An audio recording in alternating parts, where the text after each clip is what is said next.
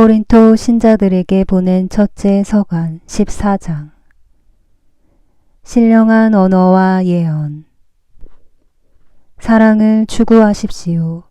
그리고 성령의 은사, 특히 예언할 수 있는 은사를 열심히 구하십시오. 신령한 언어로 말하는 이는 사람들이 아니라 하느님께 말씀드립니다. 사람은 아무도 알아듣지 못하기 때문입니다. 그는 성령으로 신비를 말하는 것입니다. 그러나 예언하는 이는 사람들을 성장하게 하고 격려하고 위로하는 말을 합니다. 신령한 언어로 말하는 이는 자기를 성장하게 하지만 예언하는 이는 교회를 성장하게 합니다. 나는 여러분이 모두 신령한 언어로 말할 수 있기를 바랍니다. 그러나 그보다는 예언할 수 있기를 더 바랍니다. 누가 해석을 해 주어 교회가 성장에 도움을 받는 경우가 아니면 예언하는 이가 신령한 언어로 말하는 이보다 더 훌륭합니다. 이제 형제 여러분, 내가 여러분에게 가서 신령한 언어로 말한다 한들 계시나 지식이나 예언이나 가르침을 주는 말을 하지 않으면 내가 여러분에게 무슨 소용이 있겠습니까? 마찬가지로 필이나 소금처럼 생명 없는 것들도 소리를 내지만 분명한 가락을 내지 않으면 피리로 불거나 수금으로 뜯는 곡을 사람들이 어떻게 알아들을 수 있겠습니까? 또 나팔이 확실하지 않은 소리를 내면 누가 전투 준비를 하겠습니까? 이와 같이 여러분도 신령한 언어로 말할 때 분명하지 않은 말을 하면 그 말을 어떻게 알아들을 수 있겠습니까? 그것은 허공에 대고 말하는 셈입니다. 세상에는 물론 수많은 종류의 언어가 있지만 의미가 없는 언어는 하나도 없습니다. 그런데 내가 어떤 언어의 뜻을 알지 못하면 나는 그 언어를 말하는 이에게 외국인이 되고 그 언어를 말하는 이는 나에게 외국인이 됩니다. 여러분도 마찬가지입니다. 여러분은 성령의 은사를 열심히 구하는 사람들이니 교회의 성장을 위하여 그것을 더욱 많이 받도록 애쓰십시오. 그러므로 신령한 언어로 말하는 이는 그것을 해석도 할 수 있도록 기도하십시오. 내가 신령한 언어로 기도하면 나의 영은 기도하지만 나의 이성은 아무런 수확이 없습니다. 그러면 어떻게 해야 하겠습니까? 나는 영으로 기도하면서 이성으로도 기도하겠습니다. 나는 영으로 찬양하면서 이성으로도 찬양하겠습니다. 그런데 그대가 영으로만 찬미하면 그대가 무슨 말을 하는지 알아듣지 못하는 초심자가 어떻게 그대의 감사 기도에 아멘 하고 응답할 수 있겠습니까? 그대야 훌륭하게 감사를 드리지만 다른 사람은 성장에 도움을 받지 못합니다. 하느님께 감사하게도 나는 여러분 가운데 누구보다도 더 많이 신령한 언어로 말할 수 있습니다. 그러나 나는 교회에서 신령한 언어로 만 마디 말을 하기보다 다른 이들을 가르칠 수 있게 내 이성으로 5마디 말을 하고 싶습니다. 형제 여러분, 생각하는 데에는 어린아이가 되지 마십시오. 악에는 아이가 되고 생각하는 데에는 어른이 되십시오. 율법에 이렇게 기록되어 있습니다. 내가 또 다른 신령한 언어를 말하는 자들을 통하여 다른 나라 사람들의 입술을 통하여 이 백성에게 말할지라도 그들은 내 말을 귀담아 듣지 않으리라 하고 주님께서 말씀하신다. 이렇게 신령한 언어는 믿는 이들이 아니라 믿지 않는 이들을 위한 표징입니다. 그러나 예언은 믿지 않는 이들이 아니라 믿는 이들을 위한 표징입니다. 온 교회가 한자리에 모여 모두 신령한 언어로 말하는데 초심자들이나 믿지 않는 이들이 들어온다면 그들은 여러분을 미쳤다고 하지 않겠습니까? 그러나 모두 예언하는데 믿지 않는 이나 초심자가 들어온다면 그는 모든 이에게 질책을 받고 그 모든 이에게 심판을 받게 됩니다. 또 그 마음속에 숨겨진 것들이 드러납니다. 그러면 그는 얼굴을 바닥에 대고 엎드려 하느님께 절하면서 참으로 하느님께서 여러분 가운데 계십니다 하고 선언할 것입니다. 전례의 질서와 통일성. 그러니 형제 여러분, 어떻게 해야 하겠습니까? 여러분이 함께 모일 때에 저마다 할 일이 있어서 어떤 이는 찬양하고 어떤 이는 가르치고 어떤 이는 계시를 전하고 어떤 이는 신령한 언어를 말하고 어떤 이는 해석을 합니다.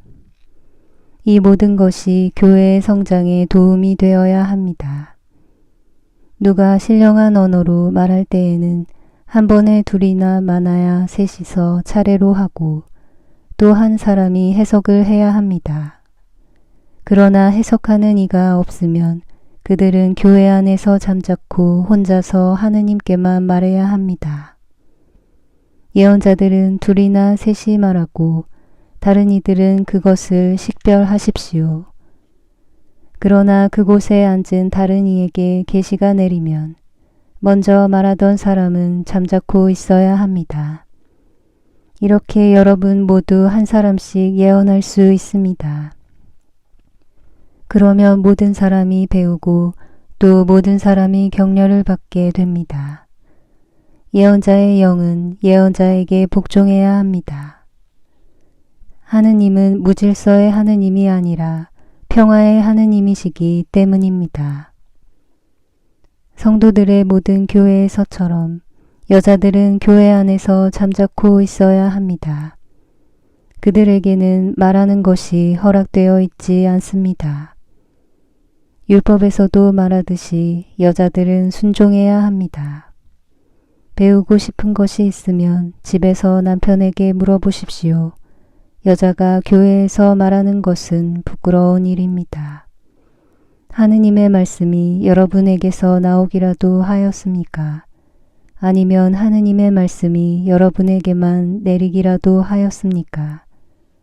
누구든지 자기가 예언자거나 성령의 은사를 받은 사람이라고 생각하면 내가 여러분에게 써보내는 이 말이 주님의 계명임을 알아야 합니다. 누구든지 이것을 인정하지 않으면 그 사람도 인정받지 못합니다. 그러므로 나의 형제 여러분, 예언할 수 있는 은사를 열심히 구하십시오.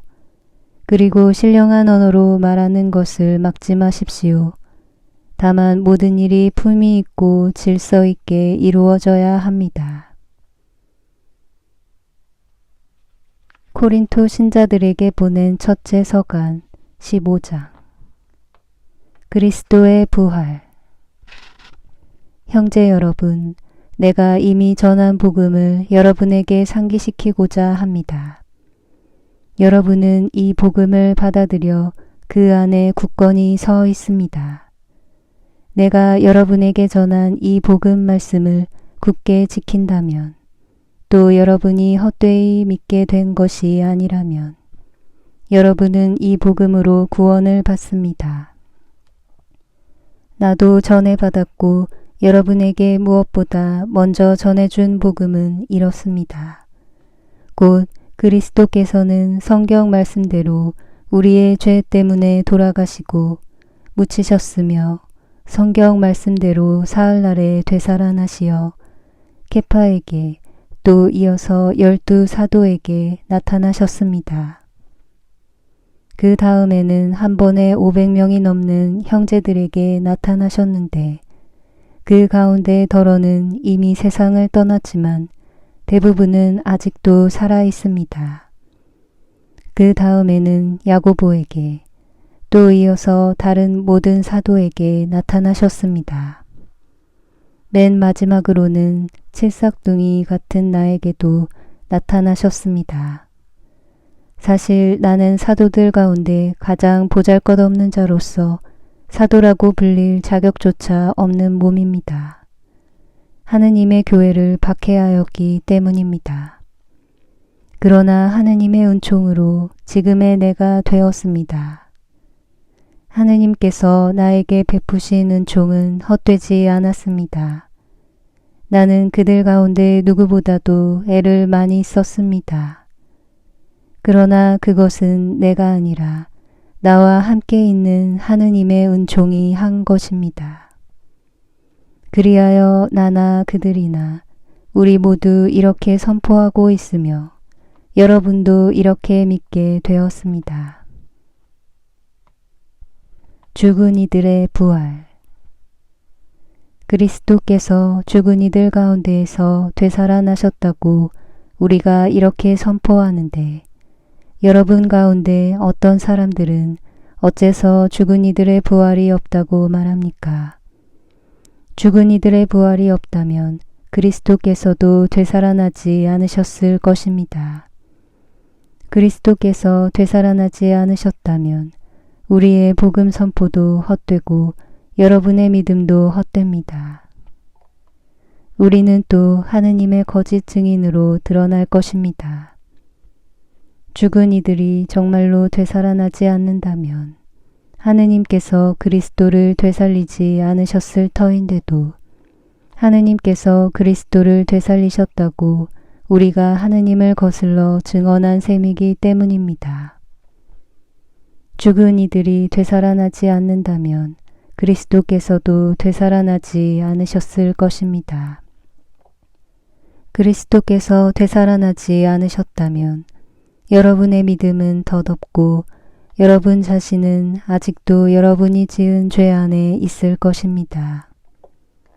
그리스도 안에서 잠든 이들도 멸망하였을 것입니다. 우리가 현세만을 위하여 그리스도께 희망을 걸고 있다면 우리는 모든 인간 가운데에서 가장 불쌍한 사람일 것입니다.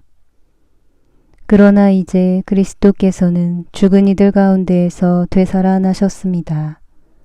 죽은 이들의 만물이 되셨습니다. 죽은이 한 사람을 통하여 왔으므로 부활도 한 사람을 통하여 온 것입니다. 아담 안에서 모든 사람이 죽는 것과 같이 그리스도 안에서 모든 사람이 살아날 것입니다. 그러나 각각 차례가 있습니다.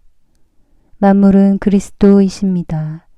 그 다음은 그리스도께서 재림하실 때 그분께 속한 이들입니다. 그러고는 종말입니다. 그때에 그리스도께서는 모든 권세와 모든 권력과 권능을 파멸시키시고 나서 나라를 하느님 아버지께 넘겨드리실 것입니다. 하느님께서 모든 원수를 그리스도의 발 아래 잡아다 놓으실 때까지는 그리스도께서 다스리셔야 합니다. 마지막으로 파멸되어야 하는 원수는 죽음입니다. 사실 하느님께서는 모든 것을 그의 발 아래 굴복시키셨습니다. 그런데 모든 것이 굴복되었다고 말할 때 모든 것을 그에게 굴복시키신 분이 제외된다는 것은 명백합니다. 그러나 아드님께서도 모든 것이 당신께 굴복할 때에는 당신께 모든 것을 굴복시켜 주신 분께 굴복하실 것입니다. 그리하여 하느님께서는 모든 것 안에서 모든 것이 되실 것입니다. 그렇지 않다면 죽은 이들을 위하여 세례를 받는 사람들은 무엇을 하겠다는 것입니까? 죽은 이들이 전혀 되살아나지 않는다면 무엇 때문에 그들을 위하여 세례를 받습니까? 우리는 또 무엇 때문에 늘 위험을 무릅쓰고 있습니까? 형제 여러분, 내가 우리 주 그리스도 예수님 안에서 품고 있는 긍지, 곧 여러분에 대한 나의 긍지를 걸고 말합니다. 나는 날마다 죽음을 마주하고 있습니다. 내가 에페소에서 이를 테면 맹수와 싸웠다고 한들 그것이 나와 무슨 소용이 있겠습니까? 죽은 이들이 되살아나지 않는다면야. 내일이면 죽을 몸 먹고 마십니다. 착각하지 마십시오. 나쁜 교제는 좋은 관습을 망칩니다. 정신을 똑바로 차리고 죄를 짓지 마십시오. 하느님을 제대로 알지 못하는 이들이 덜어 있기 때문에 여러분을 부끄럽게 하려고 이 말을 하는 것입니다. 부활 때에 완성되는 인간의 구원. 그러나 죽은 이들이 어떻게 되살아나는가, 그들이 어떤 몸으로 되돌아오는가 하고 묻는 이가 있을 수 있습니다. 어리석은 사람이여, 그대가 뿌리는 씨는 죽지 않고서는 살아나지 못합니다. 그리고 그대가 뿌리는 것은 장차 생겨날 몸체가 아니라 밑이든 다른 종류든 씨앗일 따름입니다. 그러나 하느님께서는 당신이 원하시는 대로 그 씨앗의 몸체를 주십니다. 씨앗 하나하나에 고유한 몸체를 주시는 것입니다. 육체라고 다 같은 육체가 아닙니다.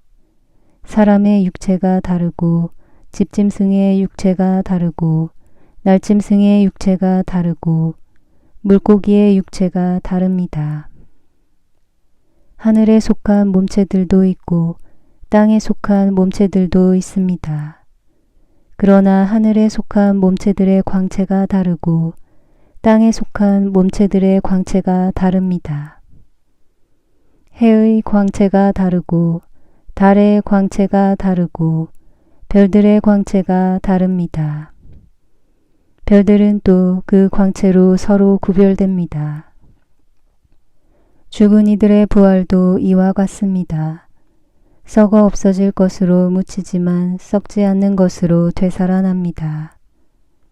비천한 것으로 묻히지만 영광스러운 것으로 되살아납니다. 약한 것으로 묻히지만 강한 것으로 되살아납니다. 물질적인 몸으로 묻히지만 영적인 몸으로 되살아납니다.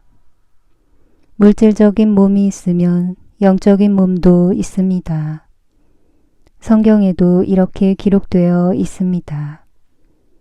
첫 인간 아담이 생명체가 되었다. 마지막 아담은 생명을 주는 영이 되셨습니다. 그러나 먼저 있었던 것은 영적인 것이 아니라 물질적인 것이었습니다. 영적인 것은 그 다음입니다. 첫 인간은 땅에서 나와 흙으로 된 사람입니다. 둘째 인간은 하늘에서 왔습니다. 흙으로 된 그 사람이 그러하면 흙으로 된 다른 사람들도 마찬가지입니다. 하늘에 속한 그분께서 그러하시면 하늘에 속한 다른 사람들도 마찬가지입니다. 우리가 흙으로 된 그 사람의 모습을 지녔듯이 하늘에 속한 그분의 모습도 지니게 될 것입니다. 형제 여러분, 내가 말하려는 것은 이렇습니다. 살과 피는 하느님의 나라를 물려받지 못하고 썩는 것은 썩지 않는 것을 물려받지 못합니다. 자, 내가 여러분에게 신비 하나를 말해주겠습니다. 우리 모두 죽지 않고 다 변화할 것입니다. 순식간에 눈 깜빡할 사이에 마지막 나팔 소리에 그리 될 것입니다. 나팔이 울리면 죽은 이들이 썩지 않는 몸으로 되살아나고 우리는 변화할 것입니다. 이 썩는 몸은 썩지 않는 것을 입고 이 죽는 몸은 죽지 않는 것을 입어야 합니다. 이 썩는 몸이 썩지 않는 것을 입고 이 죽는 몸이 죽지 않는 것을 입으면 그때 성경에 기록된 말씀이 이루어질 것입니다. 승리가 죽음을 삼켜버렸다. 죽음아, 너의 승리가 어디 있느냐? 죽음아, 너의 독침이 어디 있느냐? 죽음의 독침은 죄이며 죄의 힘은 율법입니다. 우리 주 예수 그리스도를 통하여 우리에게 승리를 주시는 하느님께 감사드립시다. 그러므로 사랑하는 형제 여러분, 굳게 서서 흔들리지 말고 언제나 주님의 일을 더욱 많이 하십시오. 주님 안에서 여러분의 노고가 헛되지 않음을 여러분은 알고 있습니다. 고린토 신자들에게 보낸 첫째 서간 16장. 예루살렘 교회를 위한 모금. 성도들을 위한 모금에 관해서는 내가 갈라티아의 여러 교회에 지시한 것과 같이 여러분도 그대로 하십시오. 매주 첫날에 저마다 형편이 닿는 대로 얼마씩을 자기 집에 따로 모아두십시오. 그래서 내가 갔을 때에야 모금하는 일이 없게 하십시오. 내가 도착하면 여러분이 선정하는 이들을 보내면서 편지와 함께 여러분의 고마운 선물을 예루살렘으로 가져가게 하겠습니다. 나도 가는 것이 마땅하면 함께 가겠습니다. 바오로의 여행 계획. 나는 마케도니아를 거쳐 여러분에게 가겠습니다. 사실 나는 마케도니아를 거쳐 가려고 합니다. 어쩌면 여러분과 함께 한동안 지내든가 아예 겨울을 나든가 하겠습니다. 그러면 내가 여러분의 도움을 받아 어디로든 떠날 수 있을 것입니다. 이번에 나는 그저 지나가는 길에 여러분을 보려는 것이 아닙니다. 주님께서 허락하시면 얼마 동안 여러분과 함께 지내고 싶습니다. 그러나 오순절까지는 에페소에서 지내겠습니다. 적대자들이 많기는 하지만 많은 일을 할 수 있는 큰 문이 나에게 열려 있습니다. 티모테오가 가면 두려움 없이 여러분과 함께 지낼 수 있도록 보살펴 주십시오. 그도 나처럼 주님의 일을 하고 있습니다. 그러므로 아무도 그를 업신여겨서는 안 됩니다. 그가 여러분의 도움을 받아 평안히 나에게 돌아올 수 있게 해 주십시오. 나는 형제들과 함께 그를 기다리고 있습니다. 아폴로 형제에 관해서 말하자면 형제들과 함께 여러분에게 가라고 내가 간곡히 권고하였지만 그가 지금은 갈 뜻이 전혀 없습니다. 그러나 기회가 되면 갈 것입니다. 마지막 권고와 인사. 깨어 있으십시오. 믿음 안에 굳게 서 있으십시오. 용기를 내십시오. 힘을 내십시오. 여러분이 하는 모든 일이 사랑으로 이루어지게 하십시오. 형제 여러분, 내가 여러분에게 권고합니다. 여러분도 알다시피 스테파나스 집안 사람들은 아키야의 첫 열매로서 성도들을 위한 직무에 헌신하였습니다.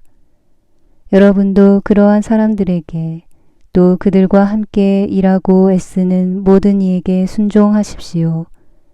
나는 스테파나스와 포르투나투스와 아카이코스가 와 주어서 기쁩니다. 이 사람들이 여러분에 대한 나의 아쉬움을 채워주었습니다.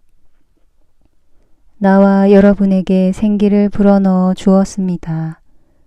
그러니 여러분은 이러한 이들을 인정해 주어야 합니다. 아시아의 교회들이 여러분에게 인사합니다. 아킬라와 프리스카가 자기들 집에 모이는 교회와 함께 주님 안에서 여러분에게 특별히 인사합니다. 모든 형제가 여러분에게 인사합니다. 여러분도 거룩한 입맞춤으로 서로 인사하십시오. 이 인사말은 나 바오로가 직접 씁니다. 누구든지 주님을 사랑하지 않는 자는 저주를 받으라. 마라나타. 주 예수님의 은총이 여러분과 함께 하기를 빕니다. 나는 그리스도 예수님 안에서 여러분 모두를 사랑합니다.